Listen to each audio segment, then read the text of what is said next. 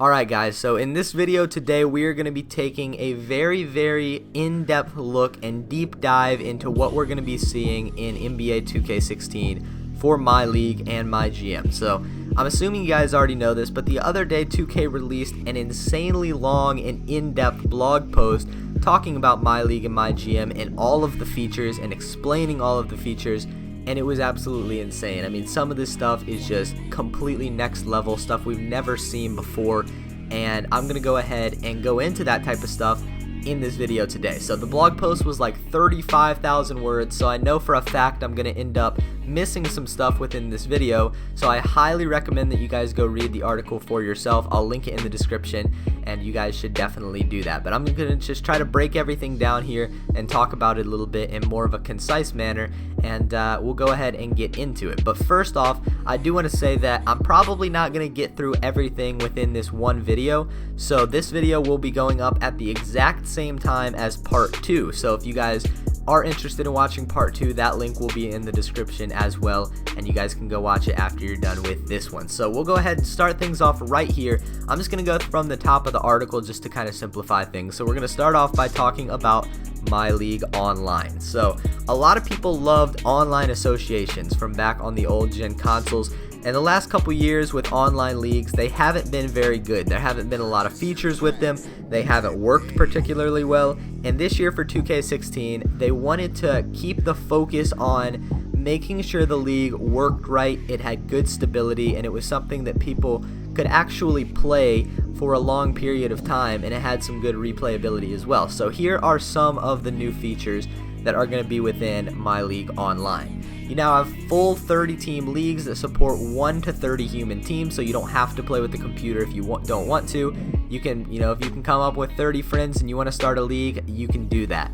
They also have brought back the fully featured fantasy draft, so that's obviously huge. Fully adjustable setup options such as season length and the MyLEAGUE difficulty sliders and more. Every administrative control option you can really think of, flex scheduling so you can play any game at any time, and they also have custom roster support, which is huge as well. Custom rosters, in my opinion, obviously take the game to a new level, so that's nice to hear as well. They also talked about how all leagues are going to be private and invite only, so you can ensure you get exactly the experience that you want with your friends. They also mentioned here, this is a pretty cool feature. They said that you can extend the league for more than 1 year if you would like to. So there's not going to be a full off season with free agency and all that stuff. They're basically saying that once you finish your single season, the owner of the league can basically, start the season over, but it keeps the rosters from the end of your first season. So all trades, signings, all that stuff that happened in the previous season, that carries over to the second season, and you're essentially restarting. So they said to think of it as essentially just a brand new season without all of the off-season stuff that happens within MyGM and MyLEAGUE and stuff like that. So they wanted to keep this simple, make sure it worked, and give people just a very intuitive and straightforward approach to MyLEAGUE Online, and I think they covered a lot of the bases that people will be happy about if they liked online association from the older consoles. Next, let's talk about team relocation, and team relocation is like the big banner feature within MyLEAGUE and MyGM this year. It's something completely new that we've never seen before, and while I was reading through this article for the first time and going through this section, I was completely amazed by the amount of depth and detail that is put within this feature in these modes, and it's just absolutely crazy. How did these guys even think of some of this stuff is what I was thinking. It's completely insane. So we'll go ahead and jump into it. So this is the screen you're going to see when you're trying to relocate your team. And in MyGM, it's not just as simple as just choosing a city and going there. You can do that in MyLEAGUE, but I'll talk about that at the end of this section. But in MyGM, you have a lot more to consider. So there's about 60 different cities you can relocate to. Those are all mapped out right here. You can't see the exact names of the cities because they're not listed. They're just marks on a map. So it's kind of hard to identify exactly what cities are in the game at this point. But there's actually a forum on Operation Sports where people are trying to identify these cities. So if you're having a hard time deciding whether or not your favorite city is in here, you can go over to the Operation Sports forum and check that out for yourself. Just go to Operation Sports on Twitter and they tweeted out the link. So after you decide what city you are going to relocate to, you need to consider whether or not you're going to go to the downtown area or the suburbs. And both of these are going to have pros and cons, and both have a lot of information laid out for you. So you can see the population of that area, the median income of families in that area, the number of homes with TVs, if there are any current teams there. Then it also gives you like a 5-star scale of future projections for attendance and operating costs and arena upgrade costs, so you need to consider that as well. And then also shows how much your owner is willing to contribute. So obviously relocating an NBA team is a very expensive process, so your owner will contribute money to you, but that will fluctuate depending on the situation. So for example, say you want to move a team to the downtown area of Las Vegas, your owner is probably going to contribute quite a bit of money to that, because that's a very big market and there's a lot of money to be made there. But if you wanted to move your team to the suburbs of Alaska, he probably won't want to give you too much money for that, because that's a lot riskier because the market isn't that big. So if you want to pull off small market relocations, you're going to have to pitch in a lot of your own money to make that happen, and make sure you trick out your arena and stuff so you can get the approval of the NBA owners, which I'll get to in a second. So after you decide where your team is going to be located, then you move on to the team branding section, and this is where you choose your team name and your team logo and your team colors and stuff like that. Now you can 100% keep the same team name or the same team logo and the same team colors and all that stuff, or you can mix and match and maybe change the team name, keep the logo, or vice versa. You can do all that stuff if you like to, or you can upload your own custom logo and make that the logo, just like you can in Pro-Am. Or you can browse through a ton of different logos that 2K has already made if you want to choose one of those.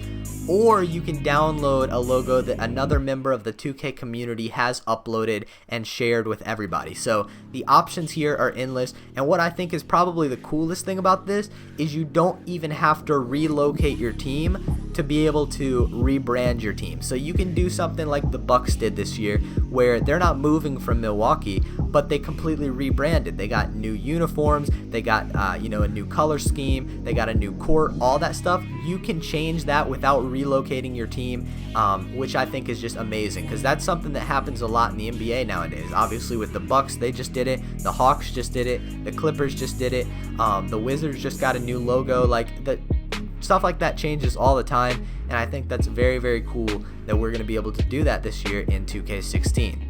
So after you rebrand your team, then you start getting into the insane customization features when you start designing your arena. And I'm not even gonna be able to go through all this, so I highly recommend you guys go read this for yourself, because it's absolutely insane. But you've essentially got the same team editor that we saw in Pro-Am from the Pro-Am trailer a while ago, but you've got details like colorization of the seating in the arena. You can choose the basket stanchions and the color of those. You can choose the different size scorers tables with different amounts of advertising boards. And then the coolest thing, which is some next level stuff that we have never seen before, is you have full control of the advertisements that play on the scorers table, but you can upload your own images to play for those advertisements. So the amount of different advertisements and the variety that you could see there is completely insane. Say you wanted to move your team to a certain city, and you knew about that city, and you knew some local companies in that area that would sponsor the team and that would have advertisements in the arena. You could literally go online, find that company's branding, upload it to 2K's website, and you would have that on the scorers table. That's some next level stuff that we've never seen before that I think is absolutely crazy. So that's awesome. You got a choice of 24 different jumbotrons, and you can do the animations. You can change the animations on there. Obviously upload your own custom images to that as well. You got custom sound effects that can play in the arena. You don't actually get to upload your own sound effects, but they specifically said in the article that they are looking at that for 2K17. And then also you've got just 100% complete control of your court. The wood patterns, the wood color, the lines, the line coloring, every single line on the court, text on the court. You can upload custom logos to the court. You can do the mid-court logo. You can do the secondary logos next to the three-point line.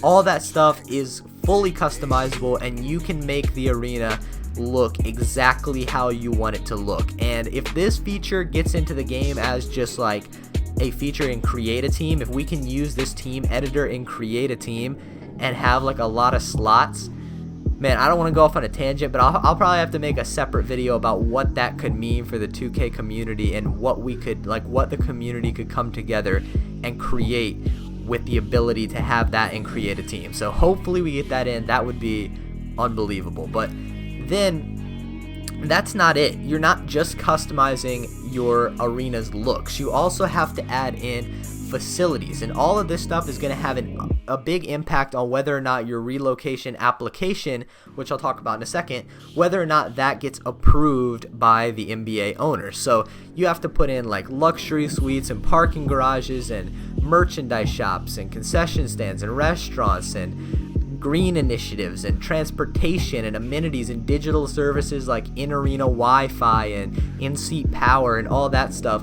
And you have upgrade levels for all this stuff. So the higher the upgrade, the more revenue you can generate from those, but the more expensive it is. So that has a big effect on whether or not your application will be accepted by the owners and the league office, because they don't want you to like do something that's bad for the league. They don't want you to locate or relocate a team to a small market where you don't have a good arena or something. That would probably hurt the league's overall popularity and revenue.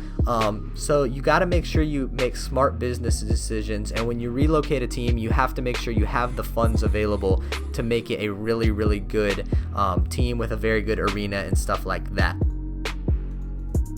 Then you get to the final step in the team branding process, which is the uniform design step. And I'm not even going to talk about the uniform designer because it is so in-depth and I don't want this video to last for 30 minutes. But pretty much, if there's anything on a uniform that you can think of to edit, you can do that in 2K16. So if you want to read about it, click the link in the description. Again, read the blog post and see for yourself. It is absolutely insane. So after you finish designing your uniforms, your arena, your city, all that stuff, you move on to when you submit your application. And this is a deadline. You have the deadline of March 31st. If you wait past the deadline to submit your application, it must wait until the next season. But once you submit it, assuming the league office approves it, then you need to get 16 of the 29 votes from the relocation committee, which is made up of the 29 other NBA owners. And during this time when the NBA owners are deciding whether or not they're going to approve your relocation, you can actually speak with the owners and listen to what they have to say about it. Each owner is going to have a different opinion on whether or not you should relocate, or what things they're worried about, or what things they like.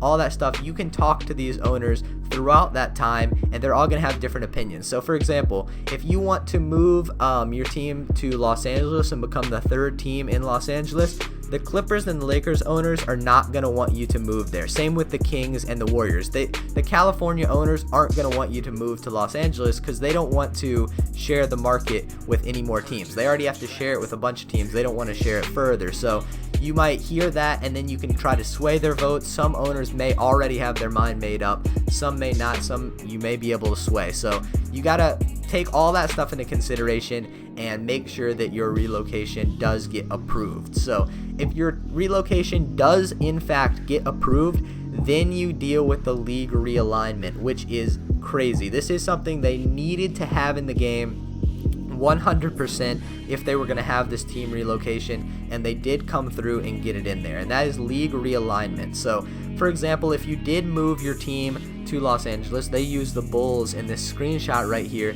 They moved the Bulls to LA. Obviously, if the Bulls were to move to LA, they wouldn't be in the Eastern Conference anymore. So they do have league realignment. So if you relocate a team, you can move that team to the opposite conference. So here they have the Bulls in the Pacific Division in the Western Conference, which is a very, very good feature that will keep the game way more realistic when teams do relocate. So I think that's very good as well. Then for MyLEAGUE, as far as relocating goes in MyLEAGUE, you don't have to go through the whole application process. You're free to do whatever you want. If you want to relocate a team anywhere in the country, or not even in the country, in Canada and anywhere like that, you can go ahead and do that for free. You don't have to worry about the limitations and stuff of MyGM, which is good as well. I'm not sure if finances and stuff are going to be in MyLEAGUE. Hopefully they are, but I do know that you aren't going to have those restrictions like you do in MyGM. So this video is going on about 15 minutes now, so I'm going to go ahead and wrap it up, and make sure you guys check out part 2. Again, both of these videos will be uploaded at the same time, so you guys can check out part 2 right now by clicking the link at the very top of the description. In that video, I'm going to go over the all new off season, going to go over the new team building aspects and summer league and all kinds of that stuff. So make sure you go check that out. Hope to see you guys there. Thank you guys for watching, and I'll talk to you guys later.